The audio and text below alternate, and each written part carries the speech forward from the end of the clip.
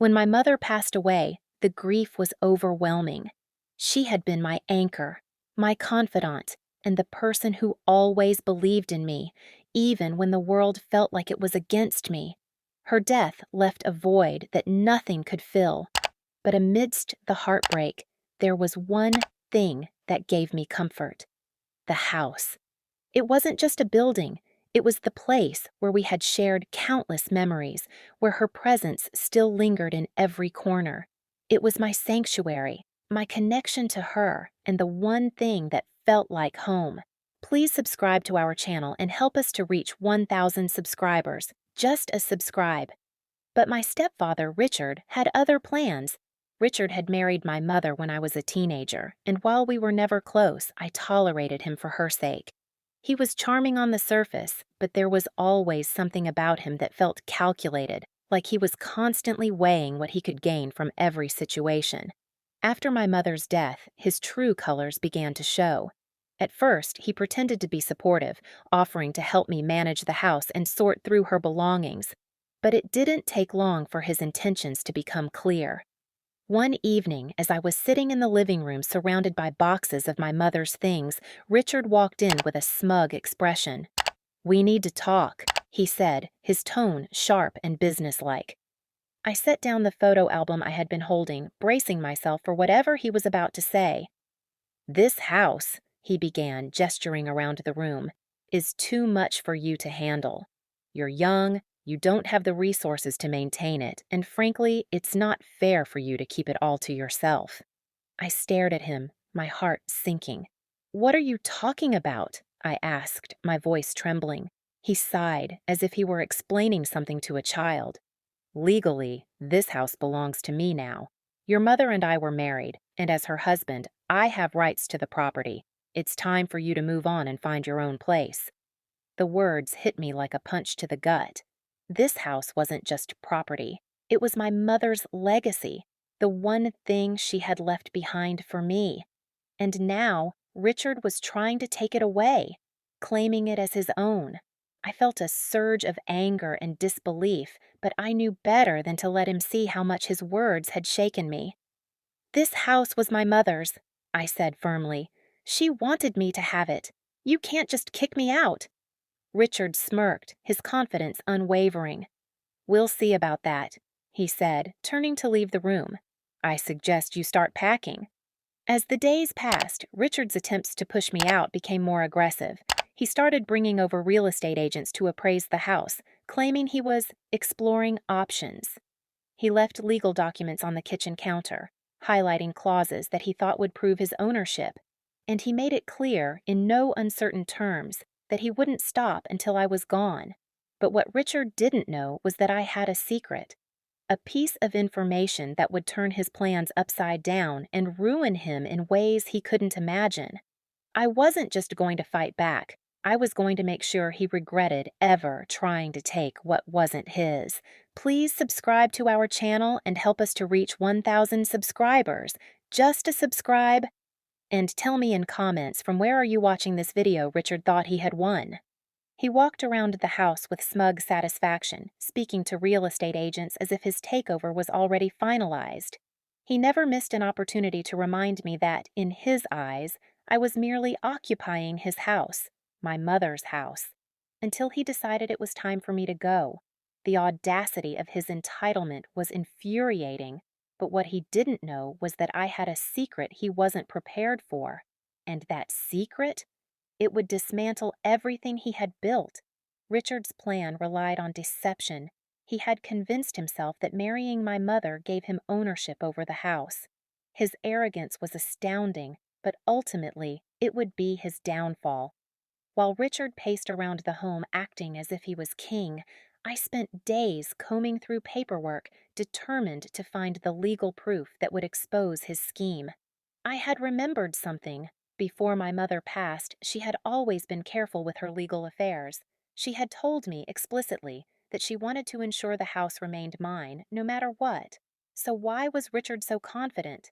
After hours of searching, I found the answer tucked away in a locked desk drawer. Her will. It was signed, sealed, and notarized, indisputable proof that the house was mine. Not Richard's, mine. The document spelled out her wishes in undeniable clarity. All property and assets to be transferred directly to my child. There were no loopholes, no vague language, just black and white confirmation that Richard had zero legal claim to the house. As soon as I read it, I knew I had everything I needed to ruin him. I wasn't going to just serve Richard eviction papers and call it a day. No, he needed to feel the weight of what he had done. He needed to experience the humiliation he had tried to inflict on me. First, I contacted an attorney, someone experienced in handling estate disputes. I explained the situation and provided every piece of documentation proving that I was the rightful owner. My lawyer reviewed the will and said the words I had been waiting to hear. Richard has no case. He can't fight this and win. With the legal groundwork in place, I moved on to phase 2, the psychological war. Richard had been bragging about his impending sale of the house, telling mutual acquaintances that he was in negotiations with buyers. So, I let him continue his charade. I watched, amused, as he showed potential buyers around, talking about renovations and design plans as though he had a future here. And then, I pulled the rug out from under him. One evening, while Richard entertained a group of potential buyers, I casually walked into the room, holding the will in my hands. The moment his eyes landed on the paper, the color drained from his face. "What are you doing?" he hissed, his fake smile faltering in front of the guests. I smiled back, sweetly, and handed him the document. "I just thought you should know," I said, loud enough for everyone to hear, "that this house isn't yours. It never was, and legally, you have no right to sell it." The guests exchanged uncomfortable glances, whispering among themselves. One of them, a wealthy-looking man in a tailored suit, raised an eyebrow. "Is this true?" he asked Richard skeptically. Richard scrambled, flipping through the pages, his hands shaking as he realized the full weight of the situation. This isn't, this can't be." "It is," I interjected, my voice steady. "I own this house. My mother made sure of it. And you?" I tilted my head. "You need to start packing." The silence that followed was deafening. His potential buyers quickly excused themselves, murmuring about misrepresentation and legal issues. Richard stood there, breathing heavily, his confidence shattered. But I wasn't finished. The official eviction process began soon after. My lawyer served Richard a formal notice, giving him an undeniable deadline to leave the property. He tried to fight it, of course he did, but every attempt was pathetic. He begged, he threatened, he raged, but none of it mattered. Legally, he had lost. He had no rights to the house, no money to challenge me in court, no support from the people who once entertained his lies. And when the day finally came for him to leave, I made sure he felt every ounce of humiliation. I invited a few close friends over, people who had supported me through the battle, and we sat up on the front lawn watching Richard move out of what had once been my mother's home.